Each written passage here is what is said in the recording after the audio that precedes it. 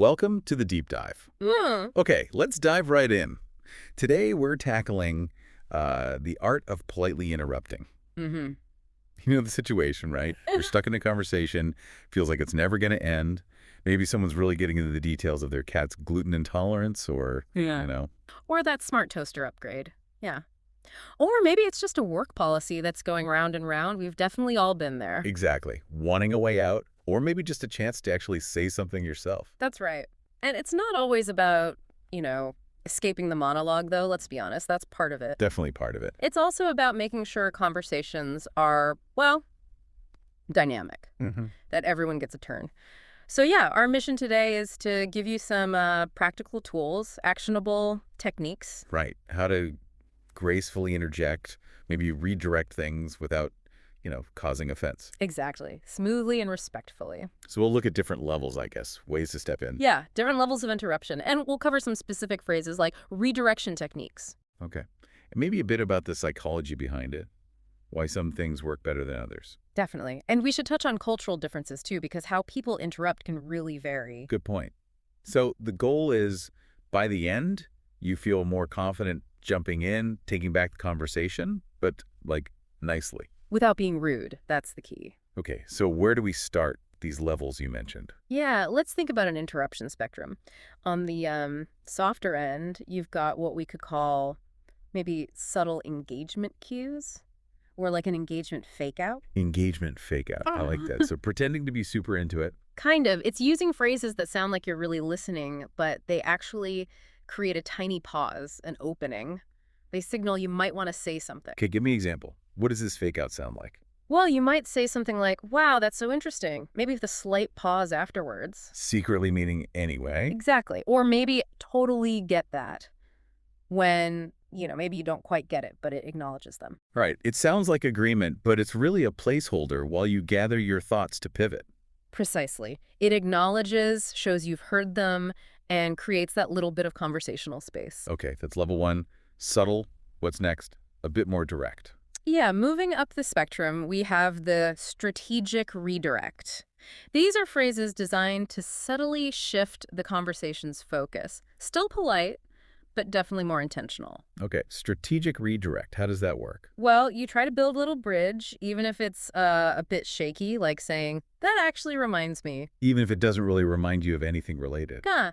Sometimes, yeah. It sounds like a natural connection and lets you introduce your own topic. Or another classic. Go on. Before I forget, this one implies your point is kind of timely or important, giving you a reason to pause the current flow. Ah, the false urgency trick.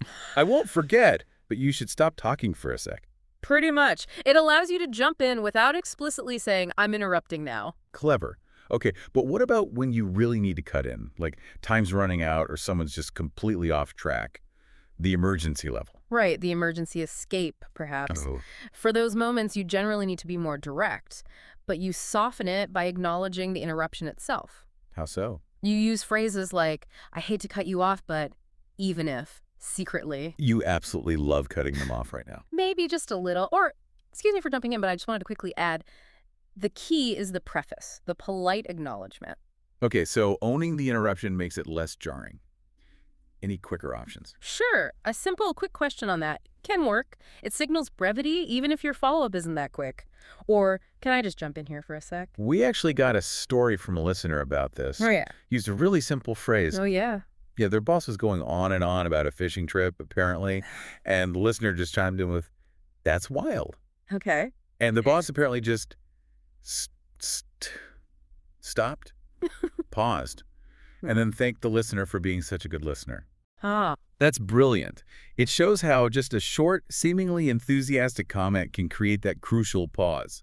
It's about the timing and the tone, right? Not just the words. It gave them an opening. exactly. Okay, so we've got the spectrum. Subtle fake-outs, strategic redirects, and emergency escapes.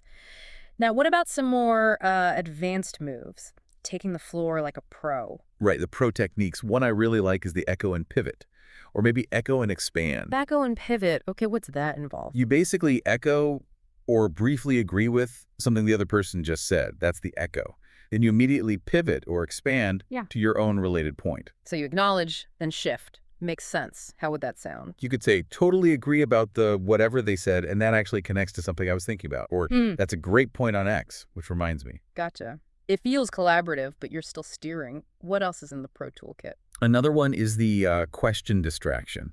Using a question to subtly derail the current topic and steer it somewhere else. Interesting. So ask a question that seems related but actually opens the door to where you want to go. Exactly. Like if someone's talking endlessly about Project A, you might ask, wait, how does that timeline compare to the deadline for Project B? Ah, so you force a comparison or shift their focus. Clever. It's a way to change the subject without making it seem abrupt. It looks like you're just seeking clarification or connection. Okay, what about nonverbals? Body language. Can that help signal you want to speak? Oh, absolutely. Nonverbal cues are huge. Things like leaning forward slightly, making eye contact, maybe even just raising a finger slightly, almost like you're about to speak, even if you haven't quite formulated the thought yet. Right, it signals I'm ready or I have something to add.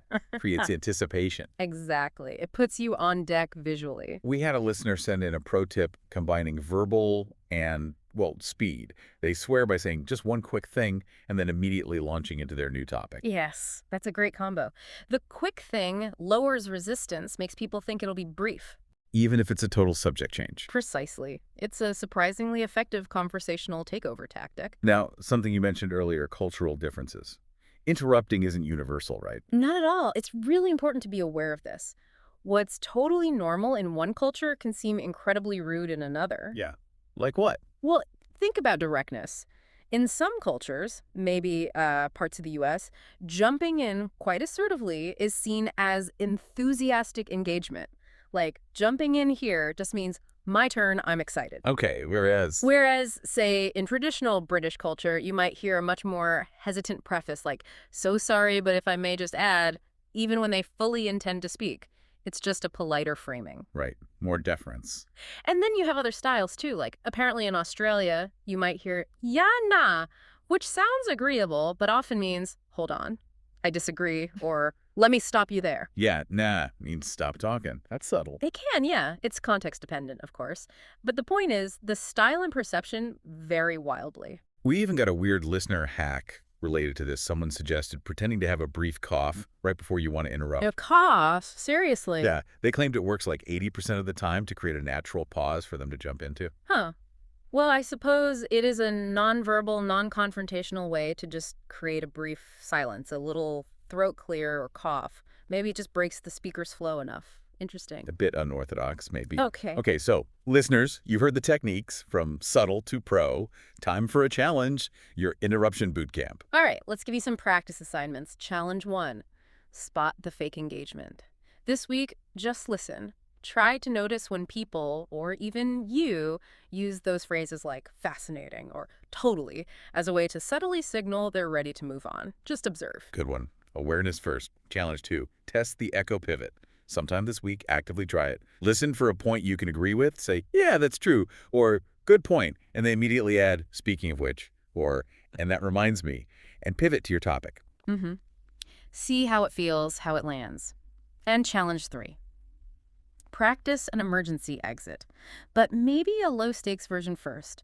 Perhaps not the full, hate to cut you off, but try a quick question? Or even that listener's diversion tactic. What was it? Is that coworker's name over there? Even if they aren't. Huh. The phantom coworker. Maybe start with a simple, excuse me, just wanted to quickly ask. Practice the polite directness. Exactly. And we had one more success story shared. Someone used, let me circle back to that point later if we have time, to interrupt a rant. Did they circle back? Apparently not, but it politely acknowledged the person while effectively shutting down the tangent and redirecting the conversation. Nice. A polite deflection. Okay, so wrapping up. You now have this toolkit, right? Yeah, a whole range of tactics. Subtle cues, strategic redirects, the emergency options, even some pro moves like the echo pivot. The key is knowing you have options, and you can choose the right level of intervention for the situation. Absolutely. So we really encourage you to, try these out, experiment gently, see what feels comfortable for you and what works in your conversations. Pay attention to the feedback you get. Yeah, practice makes perfect, or at least less awkward. And speaking of navigating tricky spots, our next deep dive is going to tackle how to exit awkward small talk like a spy. Ooh, that sounds useful. Because sometimes, anyway. just doesn't cut it, does it? Not nearly enough. So join us for that. And until then, here's something to think about. How might really mastering this art of polite interruption change your daily interactions? Could it give you a greater sense of conversational control, maybe? Food for thought. Thanks for tuning in to The Deep Dive.